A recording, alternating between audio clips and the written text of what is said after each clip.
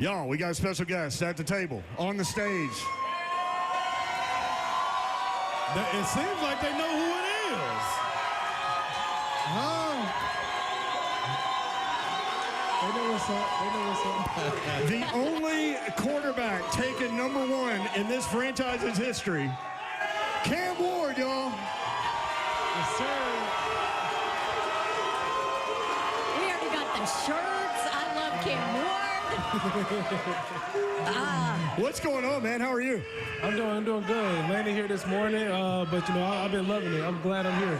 So, how much sleep did you get last night, Andy? I only got an hour's sleep, but I'm full of energy right now. I'm good. So, your reaction when the Titans officially called you and told you, hey, man, we're picking you, like it's on social media, but how good did that feel? What were you feeling? I feel real good, especially to celebrate the moment. Yeah. With my family and friends who was there, my coaches who was there, who helped me get to the moment. I was excited. I wouldn't want to be with no other organization. So, before we get too far into this, I need to ask you. So, do I need to introduce you as Cam Ward, or do I need to introduce you as Cameron Ward? Cam cool. Cam is cool. Cam is cool. What other nicknames do you have? Cam or Bug. Them really the only two. I like that. I love it, man. #1 pick. So, what does it mean to you to play for this franchise? I know you spent some time with Warren Moon. That's got to be incredible. He's given you the #1 jersey to wear. I mean, let's start there. What does that mean to you to be able to wear that #1 that was previously retired? It means a lot, especially for him to take time, out of his day to travel all the way back here to Nashville, to bless me with the number. But I'm ready to go. I'm excited to, play for this organization, the trajectory that they have on the quarterback position. I'm just trying to be one of the greatest ones. I love that you reach out to people, man, and that you care about the history, and the guys that have come before you. I think that's really cool. This one over here, we call her Babs. She has been on why Cam. that's her name? Dawn Davenport is her name, but her middle name is Babette, so we call her Babs or Babsy. Okay. So Babs she was on the sideline for the Syracuse-Miami game, and she came away from that game saying, Cam Ward's the pick. I'm telling you, Cam Ward's the pick. She's been new. Yeah. That's what was it about him? I was like stalking him on the sideline during that game. Like, how does he handle adversity? Let me watch it. I mean, that was a crazy game. It was, yes. But yeah, so I've been, for like the last 3 months, I've been like, Cam. I never wavered. Super excited to have you here in Nashville. So I want to talk to you about that demeanor, that calm demeanor. Your teammates talk about it all the time. Mario Cristobal talked about it. Like nothing phases you. Has it always been like that? Were you like that as a kid growing up? Like, how are you so chill? I think it's always, just been like that from, the journey I had to go through growing up, not being a highly recruited, player, having to work my way up to being the quarterback in the NFL. But, I've been blessed beyond measures. And, I'm excited that, I was one of the ones, to get out the mud and be a part of 1%. No doubt. And I know these people at this table are a big part of that. Tell me what family members are here. I got my parents with me, my sisters, my girlfriend. So okay. They've been a part of my journey the whole way. There we go. Calvin and Patrice, hey, how are you guys? How about that? How about that? Crowd's loving your parents. What have they meant in your journey growing up in, your zero-star recruit and all the things that 8 million people have talked about, but what exactly have your parents given to you? They given me everything, especially financially, time-wise, just waking up early, driving halfway across Texas to get to camps. And so I'm just hoping to repay them one day eventually. They never missed a game. They'll be at all my games, but they mean the world to me for real. Slay, you want to boom boom room him? Oh, Lord. I mean, it sounds like we leave it up to the people. So we put Cam in the boom boom room? Okay, so hold on. Have you heard about the boom boom room, Cam?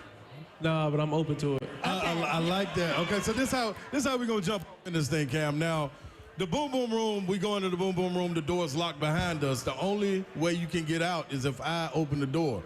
But the way you get it open is you got to tell and answer everything truthfully to the best of your ability. Do you agree to those terms? I got you. Smiley, lock the door.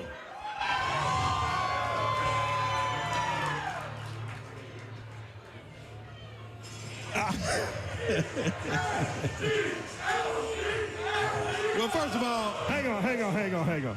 The Eagles fans over here trying to take over. that's what they're supposed to do. Cam Ward going thumbs down. Yeah, that's what they're supposed to do. It's all kind of distractions when you're in the boom boom room. You got people walking outside, but we inside. We got ring cameras to pick all that up. We ain't got to worry about that. But this is what I'm telling you, Cam. You're in the boom boom room right now, and we're going to take this a little quick. We're going to go at it. You know what I mean? You answer to the best of your ability. First and foremost, your biggest pet peeve.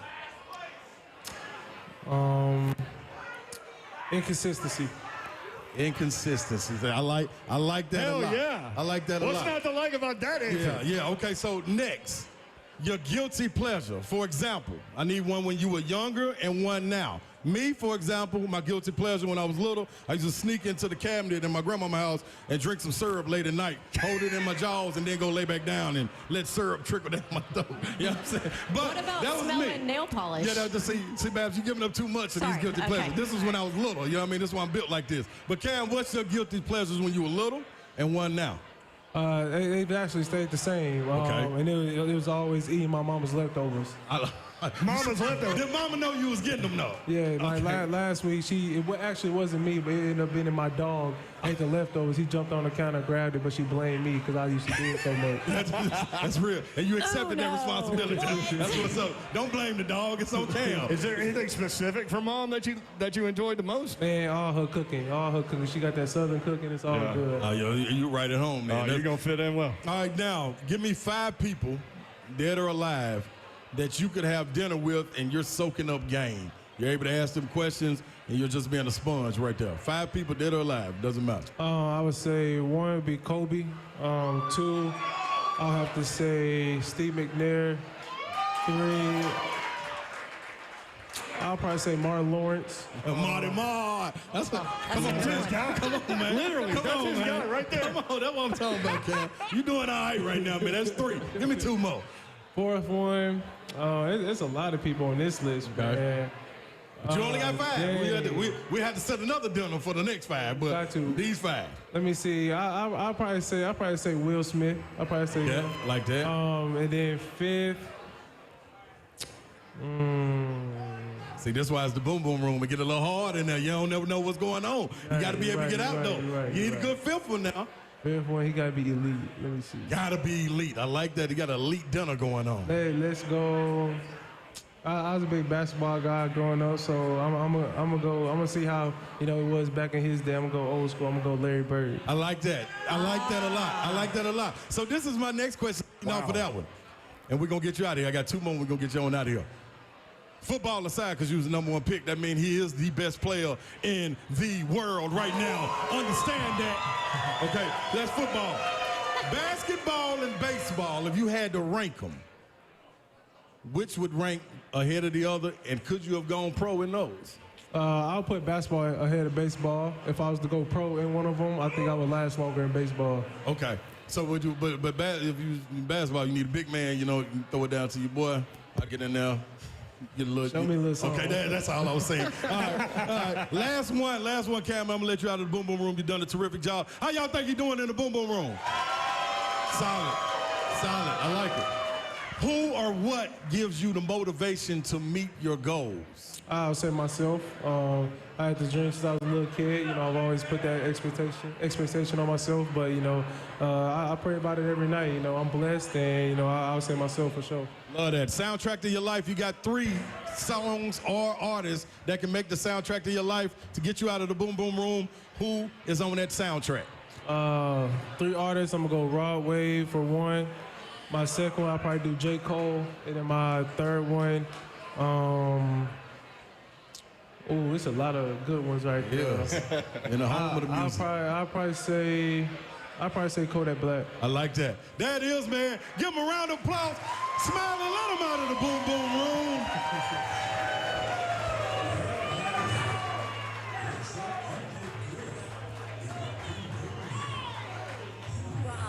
It's good work right there, Cam. I can't believe you said Martin Lawrence. Man, that's your guy. Guess what, man? That's a connection already right there. You know what I'm saying? That is outstanding. Yeah, buddy. That's what I'm talking about. Okay, how chill is he in the boom room? Most people aren't chill in the boom room. Worked his area in the boom boom room. And now the only thing he got to do to be able to get back in, though, he got to bring my Dukes in there and let her get in the kitchen. And you know what I mean? Yeah, Fix something up for us. You know what I mean? Oh, yeah, he's going to push Got to that. get that together. Mama Puffer, knows get that all the together, secrets Puffer. anyway, right? Yeah. Cam Ward with us on 3HL, Babs. I do have a question. You know, I'm not allowed to jump in the boom room, so I'm not allowed to ask those questions. But I want to talk about your leadership style because Coach Cristobal, you know, he's a little tougher, right? He's a little demanding as a coach. Some people don't love him, some people can't handle him, but he certainly demands the best out of his players, and he just spoke so highly of you. But this is the way he described you to us.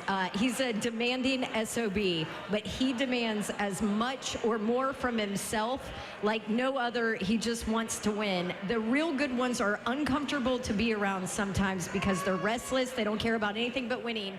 But he can quickly go to likable, laughing, and his teammates respond to him like no other. Where does that come from, and how are you okay in your leadership style with, you know, the ones that are uncomfortable with you pushing? I just think all the 3 stops I made in college, from, you know, UIW to Wazoo to Miami, and just also, you know, actually getting to know my teammates. And I think every year of my career, I've grown better as a person. I got a chance to, you know, just study the game more and get better each and every day. And also comes with, you know, just having unbelievable work ethic and confidence in yourself. That's something that I just think I was born with, you know, I was destined to do. But, you know, I'm happy that, you know, he said those good things about me because they are true. And I plan on doing the same things here with my teammates. Speaking of teammates, have you talked to Big Jeff? No, I ain't talked to Big Jeff yet. Okay. All right. I met a couple of guys today, but not Big Jeff. I know, you're busy. You're shuffling around everywhere, that's for sure. Who have you been able to meet so far? Red, Tony Pollard, got a chance to meet Birds. T. Sweat, got a chance to meet him. Yeah, that's a big dude right there. Yes, sir. Yes, sir. He is. That boy, actually, he an athlete, though. He is. Oh, yeah. That boy, an athlete, You got though. good feet, good hands, baby. Yeah. Well, so her question about leadership, like, you said you've always kind of had that. Like, when you were a little kid and you're organizing, like, you know, football games in the neighborhood or basketball games or whatever, like, were you the guy organizing all that stuff? Have you always had that in you, that leadership characteristic? Yeah, I think I've had, and I also grown, you know, throughout high school, college with that ability. Because you actually, I think you do have to work at it being a leader, because you got to be able to understand your teammates. Not everybody come from the same, you know, background that you come from, and so I just think the more you get to know people, it'll work out for you. That's one of the things that I wanted to ask you about. Got an opportunity to go over there and shake your parents' hands, you know what I mean, meet your fam, but giving back to the community that you engulfed in, whether it's here, whether it's Miami, back in Texas, Wazoo, wherever it may have been. How big is that for you to be able to reach out, you know, and when you visit these kids, to let them know that, you know what I mean, this story can be your story. And even if it doesn't reach that far or this high, you can still be on the same path and the trajectory be shooting up. Yeah, that's really, you know, just I'll say a big inspiration, you know, to the kids who had to get it like I did, because not everybody, you know, get the opportunities, and you know, you got to understand that you got to maximize every chance you get. You know, that's what I did, and as soon as you realize that, you know, it's gonna pay off. So Cam Ward with us on 3HL live at 6 in Peabody. I know you got a bunch of events to get to. We got you for another 5 minutes or so, and I know you've talked about this, and the storyline is out there, but it's a great one. So you're in high school and you're running the wing T offense, right? Like, you have all of these dreams and aspirations, like you talked about, to be a quarterback and all these things. You stuck there for a couple of seasons, right? And as a quarterback, a lot of guys now, they bolt when the situation doesn't fit them. You stayed there. Were you frustrated at all? Hell yeah. Yeah. I'm frustrated. Were you trying to lie with the coaches, like, hey man, we need to throw it around a little bit? We've been trying to, you know, tell them what was up. But at the end of the day, I'm only the player, especially in that time in high school. I don't got as much pull as I do now. And so, you know, it was a difficult time, but I mean, in the long run, it paid off. So when you get done with high school, no offers, right? Like, your dad's driving you to camps. Was that a frustrating experience, or were you just like in the mindset of like, you never know who's watching, this next camp could be the one? How did you go through that process? I just stayed ready. having the same mindset every day. Being a gunslinger, just, trying to prove myself right every time I touch the field. I think I did that at a numerous amount of camps, and, all it took was, one school to finally see that. They did. I mean, look where I'm at now. So, Incarnate Word, Eric Morris was there at the San Antonio camp, right? Like, Yep. Did you feel it? Like, did you feel like I'm on my game today? Like, I feel that every day. every day. So he comes up to you. This guy. His part of the story is like, how has everybody missed on this dude? Like, what are we doing? And they offer you on the spot and you take it? No, they didn't offer me on the spot. I went to the Okay. camp back in July, I believe. Okay. They didn't offer me until the next year. It was January of my senior year, so it took about 6-7 months for them to offer me. But, as soon as they did, I took a visit up there that weekend, and I committed on the spot. So they, Oh, we got Coach Morris on Monday, by the way. He's gonna be on Monday, I'm gonna yeah. give him a little, you know what, for taking so long. I've been did that to him. I've been did that. I bet you have. I love it. Cam, one thing I want to know, man, taking you away from that, but going back to that moment, I had that opportunity to ride with my mom in '96. I was about 14, 15 years old. We got in the S truck, and she drove me all the way to New Jersey for the ABCD camp. You know what I mean? What was that ride like? Like, what was your thought process? If you could think back to that time, what was those rides like? What were you listening to? Like, because that's a lot. For a young kid, don't know you going to a camp, you got to get in this car and roll. Like, that's a little different level right there. Just trying to stay in a clean mindset, I would say. Free-headed, free-spirited.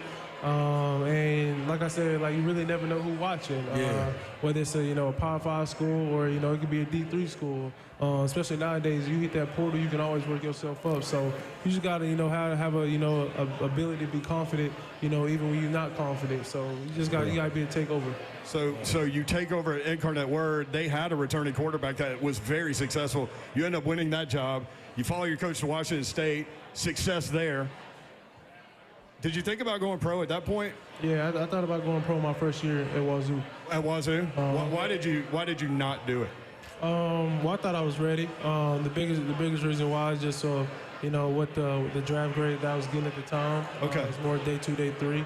But it's still then I thought I was always better than those other quarterbacks.